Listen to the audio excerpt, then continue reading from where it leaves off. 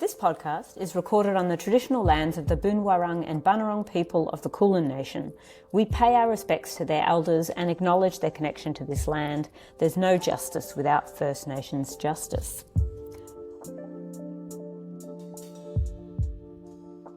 Wonderful. Welcome back to our podcast, Second City, a place where everyone's welcome and where every week we'll be asking and trying to answer, if the first city falls, how do we want to build a new life together in the second city? Hi, Lerna. Hi, Alex. How are you? Hello. Yay, it's Friday. Yay, it's Friday. Our favourite time of the week. We're all together. It is my favourite time too. So every week we've sort of been covering off a little topic and we're just kind of making it up as we go along, things that we're interested in and whatever's sort of in our heads. And this time I want to put in front of you this idea, which it has no scientific basis, but I feel like we're in the epoch of the neurospicy and that this is our moment to shine. So I just kind of wanted to talk in and all around that issue and to ask, do you have experiences with neurodiversity and what is that like for you or your loved ones? Who wants to get us started? Do you want to, Alex? Okay. So I'm neurodiverse myself. Most of the people I associate with are some form of neurodiverse or other. My neurodiversity is like, I guess you'd call it the autism spectrum, ADHD. I often wonder whether that's an artificial distinction, autism and ADHD, whether it's all just some sort of spicy spectrum in and of itself, with various features.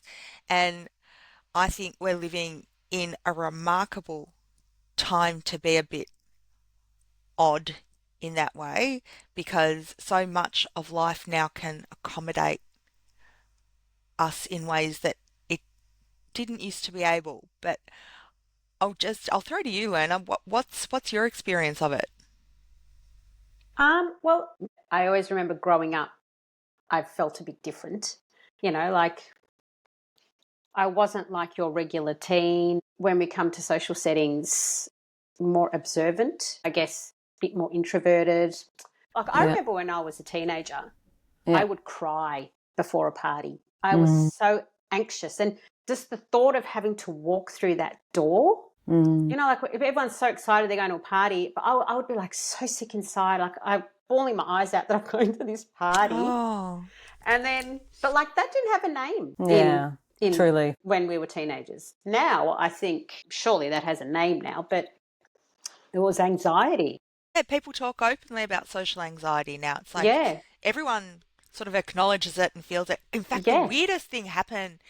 So part of my weird brain makeup is I have like not the greatest face recognition capacities, and I recognize everyone and no one. Like I'm sure I know this person, but I've never seen them before. And like I see someone that I've met properly and have no kind of recollection of their face. Like it's not quite face blindness, but it's not great either. And we had this big family get together where one of my cousins brought a new girlfriend, and I just assumed that she was someone like that wasn't new, that I knew. I just couldn't remember her name, whatever. And so like I gave her a big hug and like, hi, how are you? And like, fuck, you're so fucking friendly, Alex. and like I was talking to another cousin afterwards after I kind of realized what had happened, and he goes, yeah, same. And I was like, what, you? Because he seems like so socially adept and so like normal and cool and whatever. And he's like, oh yeah, like I'm sure the source of all my social anxiety. And like, you have social anxiety? It's like, and people can talk about it now. Yes. Yeah, my girls say it all the time. So my middle child's, that, you know, they're in year 12, everyone's turning 18, and they'll say, oh no, this person, they have social anxiety, so they're not having a party. It is open, it is out there. Yeah. Have you found similar, Sonia? Well, I feel like my introduction to this was through anxiety, right? So it's the AAA rating, isn't it? You know, autism, ADHD and anxiety. There's a lot of crossover there, yeah.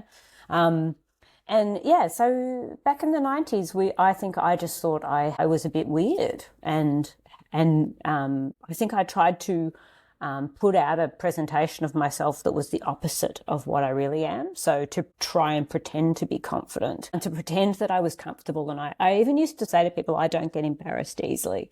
And actually the opposite is true. Existing is excruciatingly embarrassing, and I don't even know why. I can't even tell you. But I'm delighted that we're in an era where there's language for it. And, they sort of talk about the number of people who late life diagnoses. And I think for many of us, it's because our children are going through a diagnostic process and suddenly this is what happened for me. So my eldest is being tested at the moment after an initial diagnosis of ADHD and possible ASD.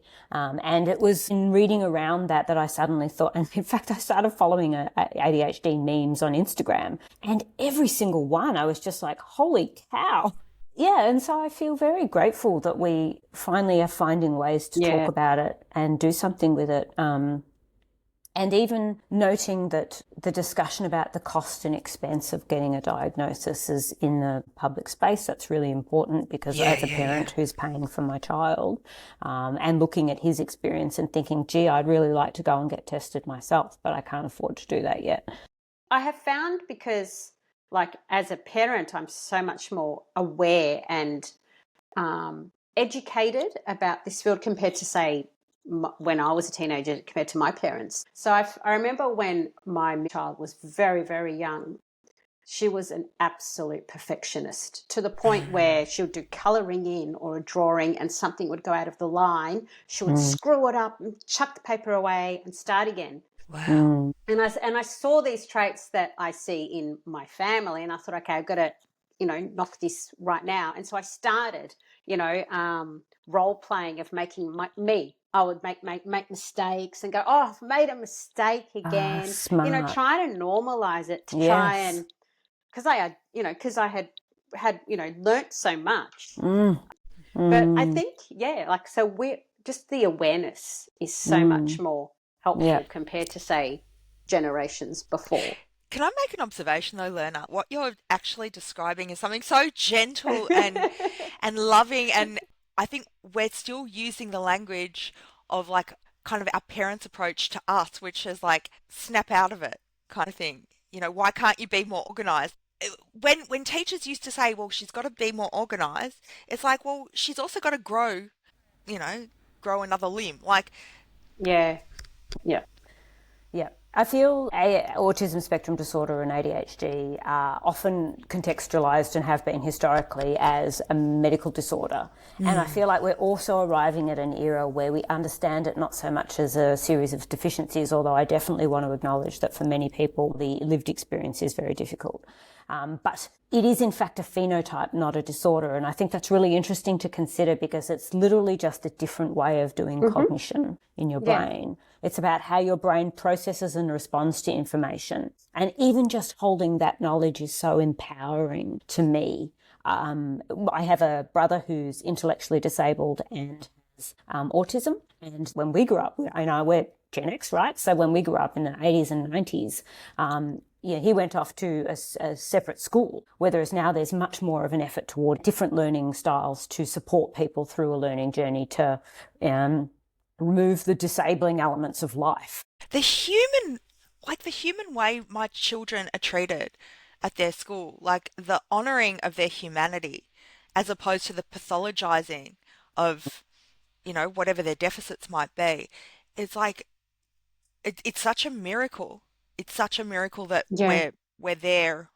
I'm sure we're not fully there yet.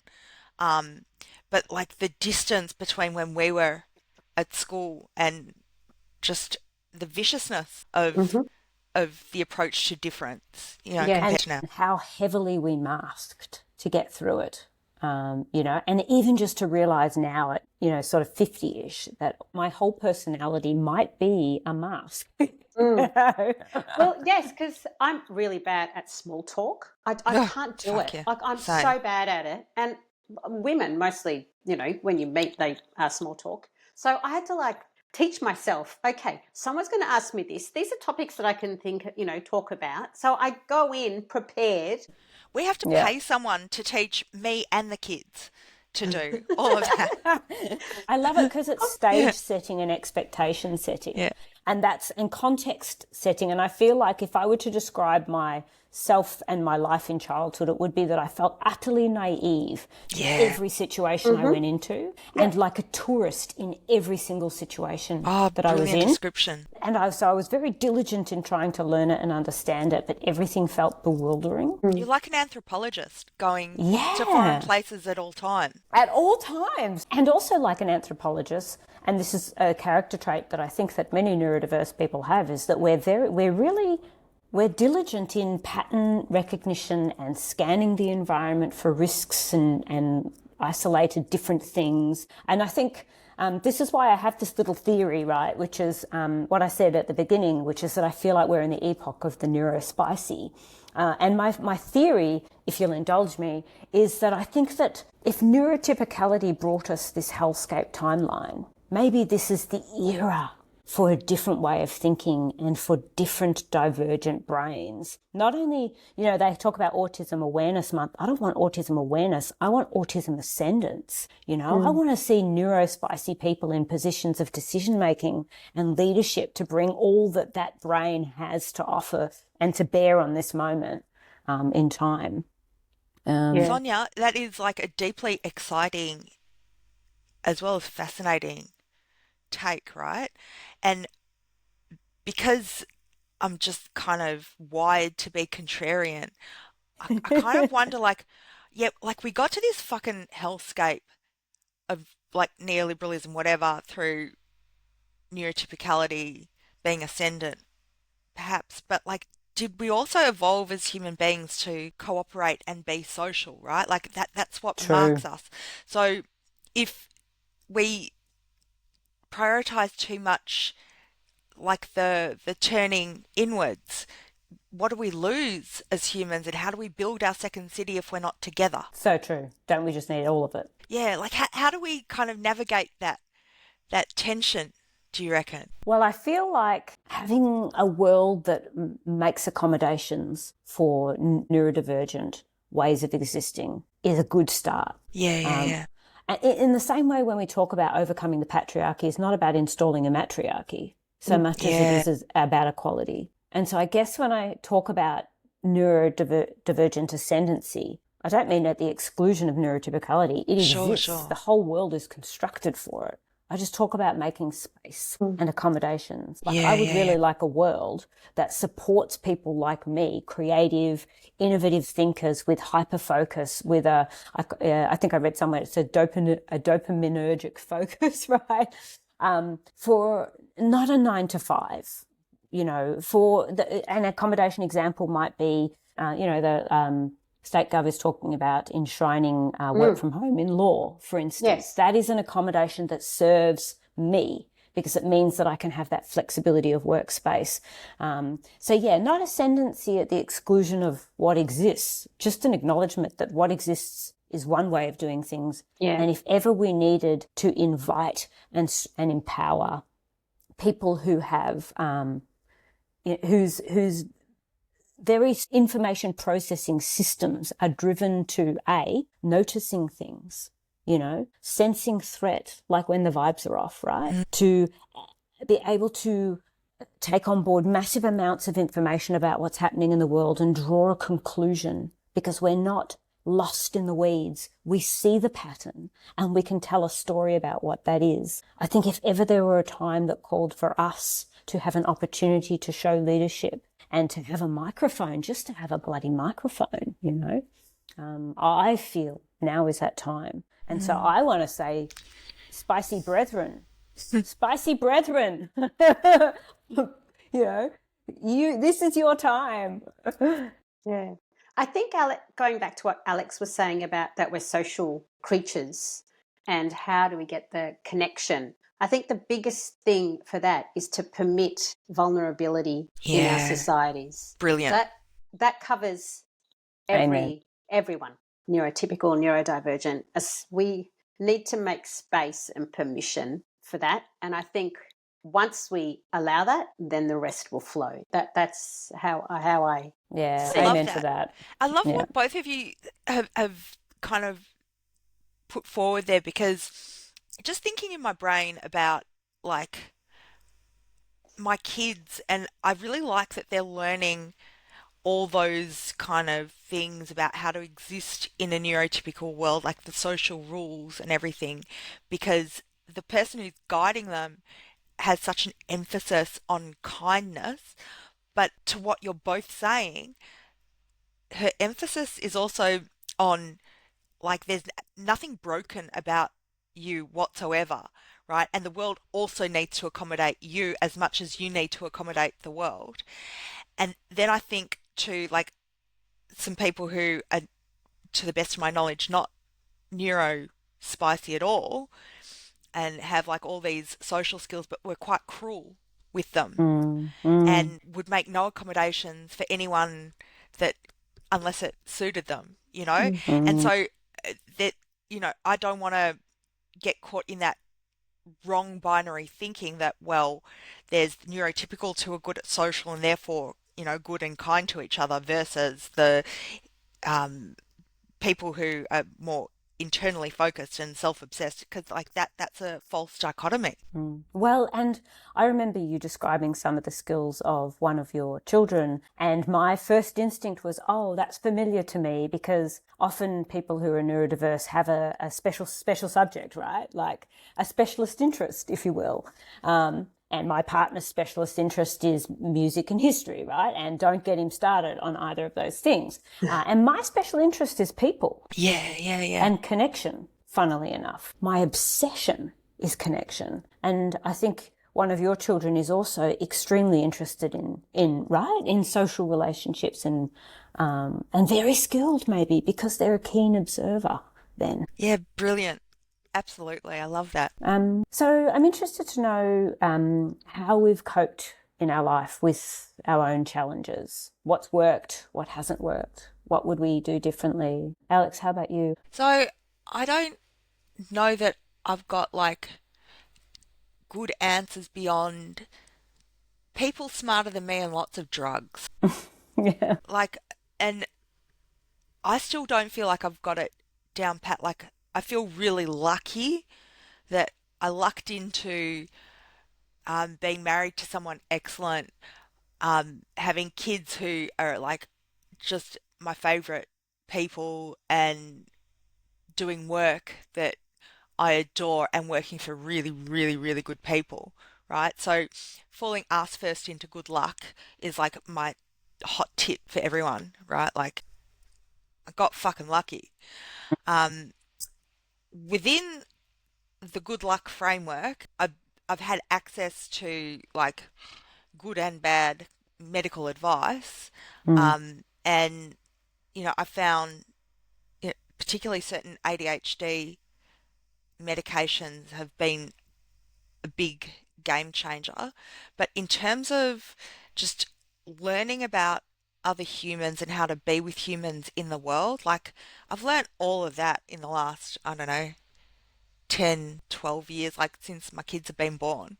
And I've learnt with them, alongside them. And thank God, you know, stuff with them was picked up early. And, you know, and I had sort of, you know, my own diagnosis, but not really like good management of what it all means. And yeah, so just wise people who are generous with their counsel. Again, I've been really lucky. What's worked for you, Sonia? You know, getting older. And yeah, I just think however I'm wired, I'm an experiential learner. There's a photo of me when I'm a 1-year-old, and it's my first birthday, and I'm sitting on the table. Mum's plonked me on the table in front of a cake with a candle on it, and I'm sticking my finger in the flame, right? And my mum said to me, "You did that twice."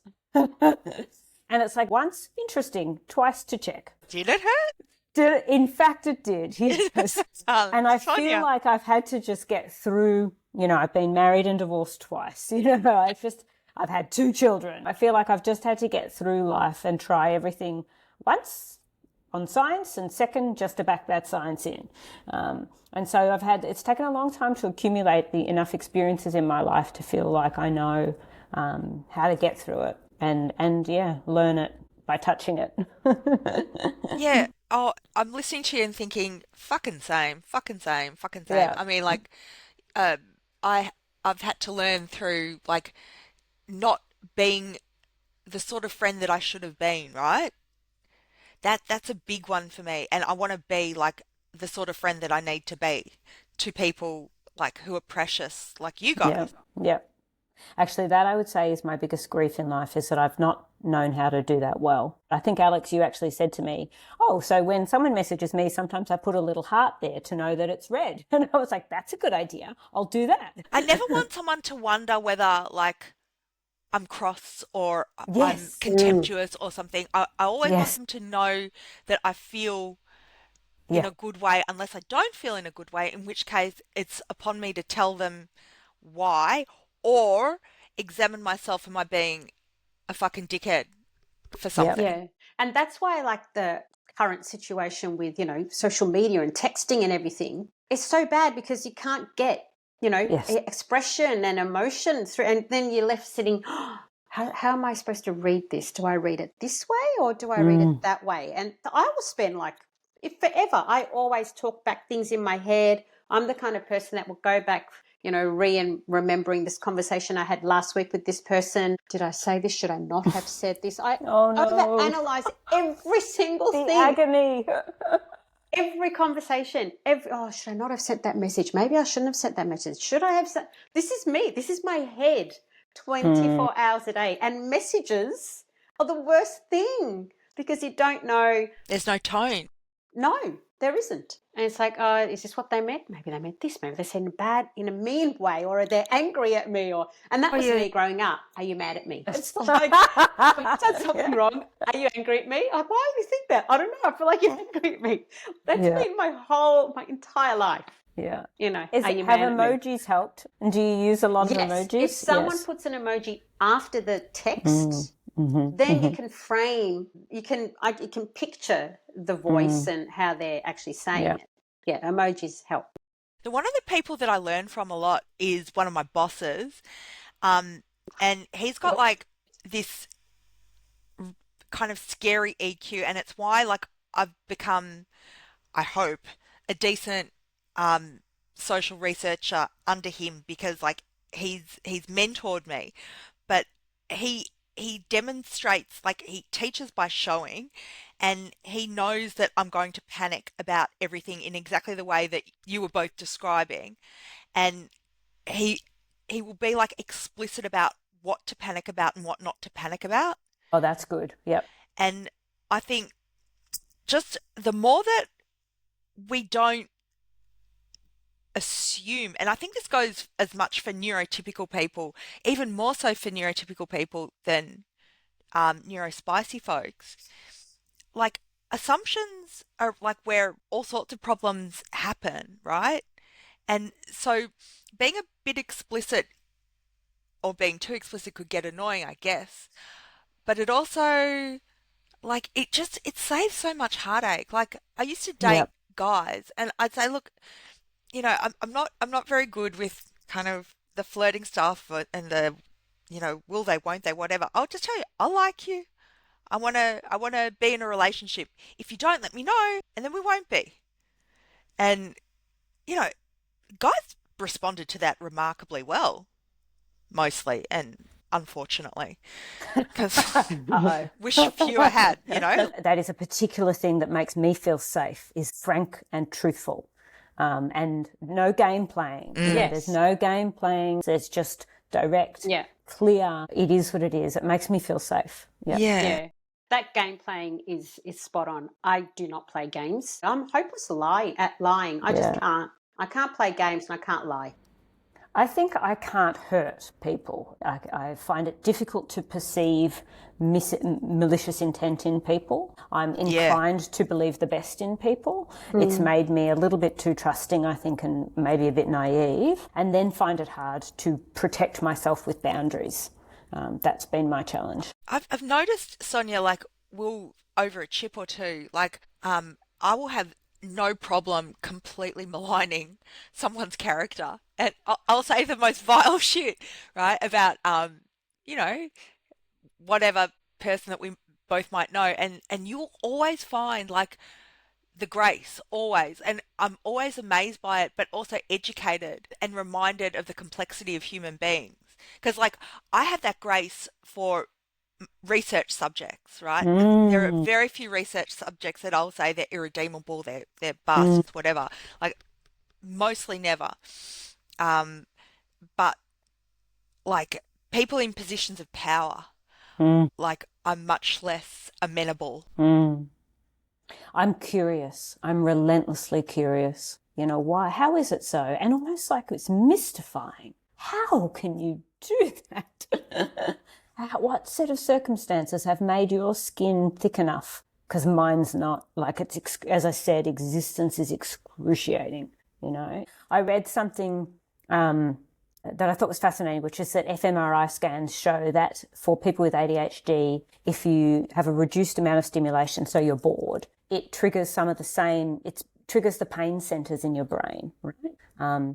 And so boredom physically hurts. And I see that in my son. My son is like physically in pain. And if I look back at my school reports, it's like she can't sit still. She has to move, you know. And I feel that way too when there's suffering. Like I just feel in pain. So it's selfish. I've worked in the charity sector for 30 years, selfishly to make my pain less. Yeah, it's so interesting. Yeah, not good to have a semi-permeable membrane on the emotions business. Would like more shell. Yeah. Yeah. Tell me about research. Alex, you are in the research space. What do you know? The research around neurospice? Yeah, anything you know. You know things. So modern psychiatry is both a miracle and a disaster, and I'm getting into really like knotty territory. Like people either really want to see it as like science in the way that physics is science and that everything can be measured, or they want to see it as a complete scam.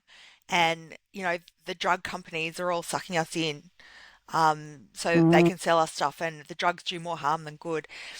And not just with my own experience, but like with other people that I've seen in my life. I've seen all the extremes kind of bear out. I've seen psychiatry absolutely fucking save lives and be miraculous. And you could not have like these incredible outcomes for like really serious mental illnesses without that. But then there's other stuff that it's really not good at, and because it tries to see itself like a physics, and it's not a physics, it's something much more qualitative. You know, something like the psychiatric Bible, the DSM, the statistics, diagnoses and statistical manual, right? It's like it's this tome that tries to kind of encompass the entirety of human psychopathology in this rigid, categorized way, when what I think we're coming to understand, particularly like from this conversation, these are spectrums we're talking about. These are not like on-off switches. And so when I was younger, I used to say, like, medicine's really, really good at the plumbing problem. Like, you need a heart transplant, it's a fucking miracle. You need a kidney transplant, it's a fucking miracle. But at those complex systems, network problems, it's a bit shit. You know, when there's no on-off switch, it's a bit shit. Also, up until now, medicine is the physical body. You know, medicine has never embraced the mind and the ailments of the mind. You know, like in the older days, you know, this woman's hysterical, or it's never been equal to physical ailments. And I think that needs to change. And so medical providers have to, you know, they have to be trained in a way where there is a respect for it, and it's looked at as equal as physical ailments. Yeah. And that's, I think, where it in medicine, I mean, it's much better than it used to be, but I think it's really lacking that equality of the physical and the mind. And you're in the field of science, learner. Yeah. Yes. So I have an honours in immunology, a Bachelor of Science, and I do, you know, I do biomedical research. But, you know, again, it's, well, how do neurons communicate to each other and, you know, that kind of stuff. But the mind is a different entity. Your emotions and the way we need to give medicine the holistic. It's not, you know, oh, it's Eastern medicine or it's Western medicine. No, we need to change it so you look at the human as a whole. It's not just a physicality. And I think the medical profession has a long way still to go, how I feel, in giving the mind and emotions the respect that they give the physical body. Yeah. Yeah, I think about that a lot at the moment because, as I mentioned previously, I've just started HRT, and the way that I think progesterone is responding in my body as someone who may be progesterone sensitive, and that being a correlative with ADHD. There really is, we're just beginning to understand, aren't we? There's so much still to learn. And progesterone is horrible. It is a horrible hormone to take. Like, I now know. You know, it's the rage, the depression, the sadness. Yeah. Well, it's funny because I feel like, this is deeply personal insight, but I feel like since I started taking it just a couple of weeks ago, I, for the first time in years and years and years, felt a loss of interest in being alive. It's really bad. Because I literally have hope tattooed on my arm. You know, I'm very driven from, and I'm not. I certainly wouldn't describe myself as being a risk of any kind. It's just more. I felt really despairing, I think, is what I felt. It's so bad. Yeah. I think it's the worst hormone. Yeah. And it's almost like an out-of-body experience. Like, you know, when you're having your rage, it's almost like you're above your body and you're seeing yourself, you know, overreact, and you think, what the hell are you doing? But you can't stop. You can't stop it. You're watching yourself, you know, smashing things and losing it, but you're unable to stop it. I think I will never ever take it in my life. Really? Right. Learner, that's interesting to learn. Let's have we're going to do a whole episode on menopause and hormones. Yeah, I can't take any hormones. Like, even when I was on the lightest pill in my youth, I would go into psychotic episode. Like, it's really bad. I cannot take external hormones. Yeah, I react. You're sensitive to it. Sensitive to it. And this is interesting because I do wonder if there is if the neurodivergent experience and the sensitivity to hormones, if they are a thing, if that's a thing. It must be, right? Yeah. And there's a research psychiatrist called Jayashri Kulkarni who does really interesting research around estrogen and like, you know, whatever kind of mental illness you want to talk about. You know, I was like learner, like I could not tolerate the pill at all. And when my doctor suggested that I go on estrogen for perimenopause, I was like, oh, that's going to end really fucking badly. I can't tolerate any hormones, whatever. And then doing a bit of reading and realizing it was probably the progesterone that was going to do like the exciting stuff. And I don't have to take it because I had the joy of a hysterectomy at the beginning of 24. So I don't have the uterine cancer risk. And I'm just like this ball of gorgeousness on my estrogel. Alex. I'm lovely. I love that for you. So was I for the first 2 weeks until I had to start taking the progesterone pill at day 14. Yeah. It's so fucked. Curse you, progesterone. Yeah, well, it's a bit of a segue into another episode, which I definitely want to get back to. So conversely, medication for ADHD. I've read some much more positive things about medication for ADHD for people who have it. There's two varieties, as I understand, and my son, who's being diagnosed at the moment, a question of whether or not he ends up sort of on medication. And for me, I feel, you know, when I consider his experiences of school and how difficult it's been for him, I think about it being a little bit like giving a ramp for someone who's in a wheelchair, that it's about access, being able to access your the institution of education, and that's something that we're sort of thinking about. Do either of you have any experience in that space or any advice? Yeah, there's a lot of it. So you've got stimulants, you've got something called the alpha adrenergic agonist, Crikey. which they were initially developed as blood pressure medication, and what they do is they calm not the central nervous system, but the peripheral nervous system that somehow makes space in the brain, is the best way I can describe the feeling of them. It's like someone, like your brain is covered by a dirty window. Someone gets Windex and a cloth, goes squeak, squeak, squeak, and it's like it's all a lot cleaner now. And for me personally, the synergy between that and the stimulant is like, yeah, let's go. Then you've got And is that in one pill? nope, No.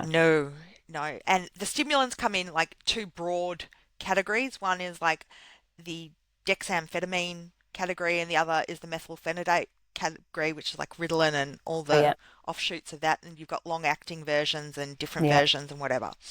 Then you've got another category, like the Strateras and stuff that, like, the research around that is kind of much more wobbly, and I would hope that they're not prescribed as often these days.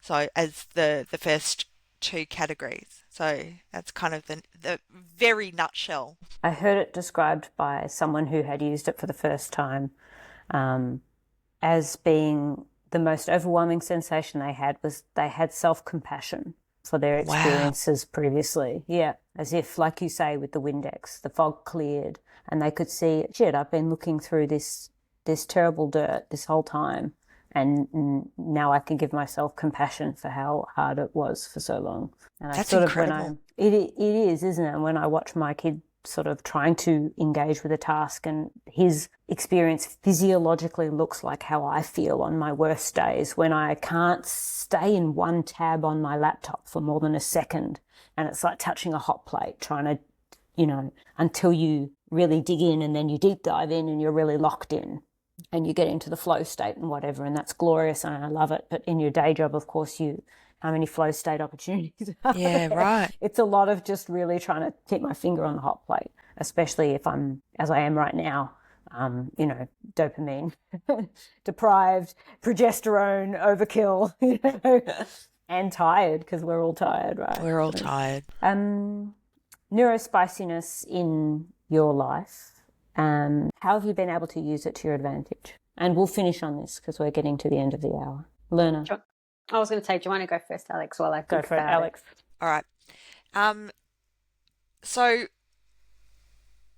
recently I described my cognitive existence to my boss as, I said to him, like, on the one hand, you've got the benefit of having an employee for whom everything is everywhere all at once, right? It's all interesting. It's all important. It's all happening. It's all now. There is no distinction between anything. It's all connected. It's all this. It's all that, right? But you've also got the fucking curse of that, right? Whiteboard with string. It's exactly what it is. It's just, but it's everything everywhere all at once. It's like this big, have you seen that movie, thing. Alex? With the sausage fingers? It was such a good movie. Yeah. I can't sit through movies. Yeah, right. That's a challenge. Yeah. Hard relate. Yeah. What I can't about go you, to the Sonia? movies. I have seen the movie. How I've used Neurospicy to my advantage. I have a very strong justice bent, and I've spent my entire life in the not-for-profit sector trying to bring economic justice and social justice to the world. Yeah, and thought naively that was achievable through this process. Now, years later, I look back and I think charity is a failure of government and governments and leadership. But at the time, my intentions were good. Yeah. What about you, Lerna? Still thinking. Okay. Yes. I don't know. Well, you wrote a whole book. Yes. Yeah. Yes. Yes. Yeah. There was, and actually the main character would be, well, Alex, because Alex's daughter has read the book. And Alex is kind of and she hasn't just read the book. She didn't stop reading the book until she'd gone through it at least 5 times, possibly more now. Yeah, it's. I think the main character would be neurodiverse, and the book is from that viewpoint. I would say, though it looks at the world from that point of view, and it is for 10 to 12-year-olds, my reasoning for writing it, besides the fact for my kids to know my true beliefs and the core of who I am, was to get out to people as young as they could be to have compassion for others and for our world, and to live a little bit more kinder to yourself, kinder to others, kinder to our environment and nature. That was the purpose of writing it. So that is perhaps, yes, my contribution. I think it might be. Yes. Good place to finish. That's an amazing place to finish. Yeah. Yes. Let's all be kinder. Yeah, let's all be kinder. Let's all be spicier. Yes.